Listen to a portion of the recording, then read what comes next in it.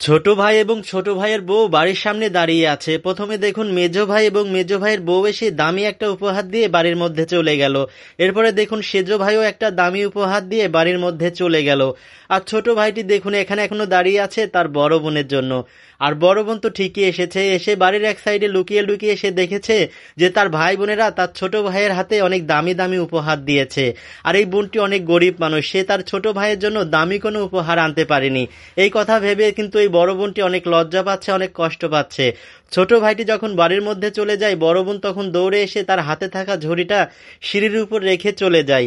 এরপরে যখন ছোট ভাই আবার বাহিরে আসে, এসে দেখতে পায় সিঁড়ির উপরে একটা ঝুড়ি। তখন এই ছোট ভাই বুঝতে পারে যে তার বড় বোন এসেছিল, হয়তো এখানে ঝুড়িটা রেখে চলে গিয়েছে। ছোট ভাই তখন দেখুন দৌড়ে তার বোনকে খুঁজতে বাহিরে চলে যায়।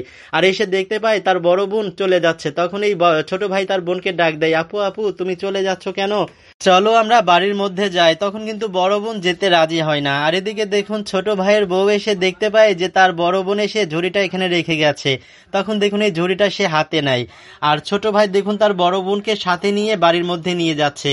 যাওয়ার সময় দেখুন ছোট ভাই তার পকেট থেকে অনেকগুলো টাকা বের করে বড় বোনকে দিতে যায়, কিন্তু বড় বোন নিতে চায় না। ছোট ভাই কিন্তু জোর করেই তার বড় বোনের হাতে এই টাকাগুলো ধরিয়ে দেয়। আর এদিকে দেখুন সব ভাইয়েরা এসে তার বড় বোনের জন্য অপেক্ষা করছে। বড় বোন এখানে এসে সবার কাছ থেকে এত ভালোবাসা পেয়ে সে কিন্তু অনেক খুশি হয়েছে। আসলে এই বড় বোনটি ভেবেছিল আমি গরিব মানুষ, আমার বড়লোক ভাই বোনেরা হয়তো আমাকে গরিব বলে অবহেলা করবে, কিন্তু দেখুন এখানে এসে কিন্তু বড় বোনের ধারণাটাই বদলে গিয়েছে। দেখুন তার বড়লোক ভাই বোনেরা সবাই পকেট থেকে এক বান্ডিল করে টাকা বের করে বড় বোনের হাতে দিয়ে দিল।